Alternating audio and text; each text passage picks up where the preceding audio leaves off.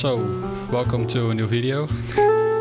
This one's gonna be a bit different, but I've been thinking about this for a while and I wanted to give some commentary over my beats. It's still very strange to do so, but I think after a while it'll become more normal. This one might be a bit rusty, this video, but yeah, we will see how it goes. I guess that everyone has their own place where they find their samples. For me personally, I like to use Spotify a lot. I don't know really the reason why. I just started using it years ago and I kept using it. I think I really like that you can find similar artists quite easy by looking it up on Spotify.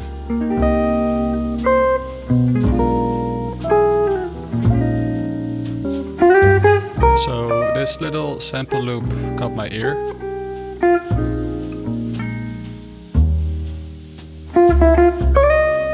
Especially the second part. It's coming right now. Yes. So I'm just playing it over and over again, seeing how it's gonna work out. In my head I'm trying to make a loop. But I like it. I recorded the sample into my MPC and I looked for the loop that I found on Spotify. And I always like to chop my samples no matter what. Like even if I'm just looping something, I still want to chop it and, you know, maybe see if there's a little variation I can put in.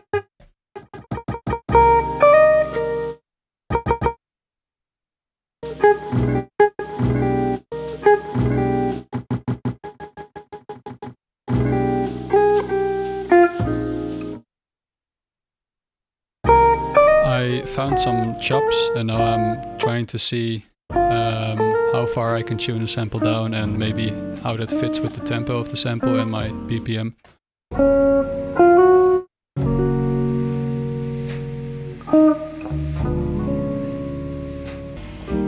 I wish I stayed more in this region of the tune, because in the end I went too far down in my opinion, but hey, it happens. What I usually do is set the BPM and play the sample with the metronome on to see how it matches up while playing the sample. This is just one way of matching the sample with your BPM, but for me this works quite fast.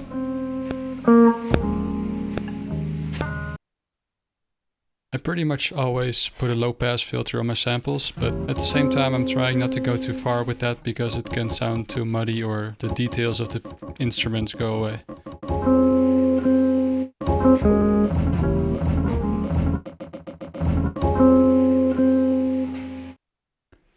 This next effect is really cool and I use it pretty much on every single sample. It's called Talkbox. I'm not 100% sure on what it's supposed to do, but I like it. Usually it's best not to go too heavy with it because it's easy to overdo it with this plugin.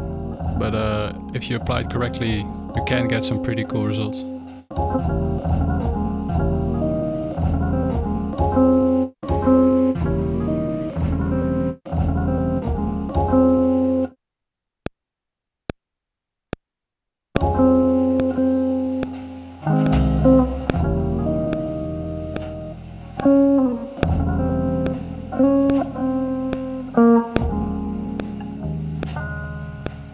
I personally like to put my pads on ADSR mode, so the opposite of one-shot mode, if that makes any sense. But that does mean that I pretty much always have to edit the MIDI notes in the grid like I'm doing right now. Maybe this is a cool little trick to know.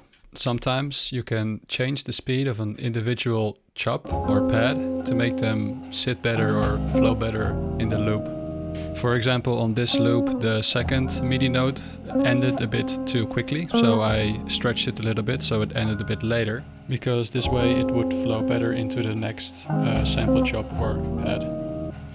I actually got a lot of questions about how I achieve that wobble sound in my samples, And usually that just comes from stretching a sample very far. But I've been looking into ways on how to achieve this without stretching a sample quite far. And well, this is one way. This is called a stutter, I believe. And if you apply a very low wet dry mix, like 20%, and you can get a little bit of a wobble sound with the effect, but I'm not too sure about it yet.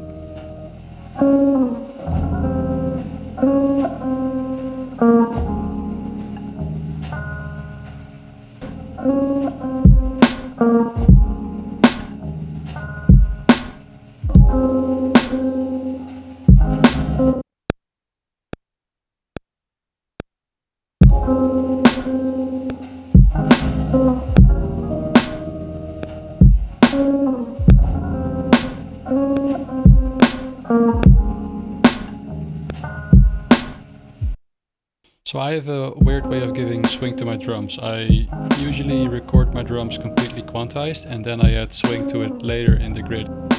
And I'm not saying that this is the only way to add swing to your drums or the way to do it. There are many ways and to each their own. I just think that this works for me because it's very consistent. I can give the same swing to my drums every time, and if it doesn't work for one beat, I can adjust it a little bit, and this keeps it kind of tight, yet swingy in a way. So what I usually do is put all my snares a bit backwards, as you can see what I just did in the video. Let's see, the sub, I'm going to the kicks, I nudge them a bit forward, so they're later. And then for the sub kicks, or the second kicks, whatever you call it, I also push them a bit forward. So the kicks go forward, the snare goes backwards. This gives it in my opinion, a sort of early swing, but then the kicks are later, so it's like a weird mixture of both.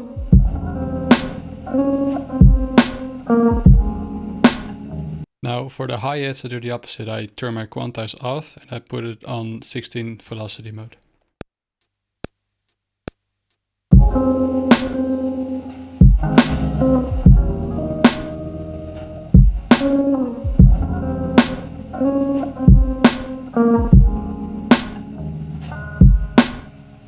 I have so many beats where the bass is like completely out of tune while listening it back later. And I don't know, I just got sick of it. So now every time I play the bass, I try to check if it's in tune by playing it a few octaves higher.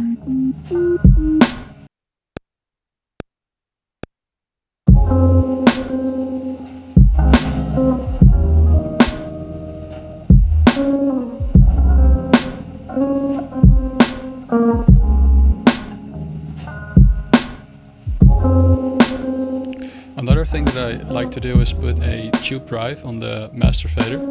This kind of gives it that little lo-fi / analog dirt, whatever you call that, and it blends it all together, sort of. The drums become more, yeah, I don't know, it just blends it more together, in my opinion. But it's very easy to go overboard with this and it becomes like a distorted mess, so, you know, tread carefully.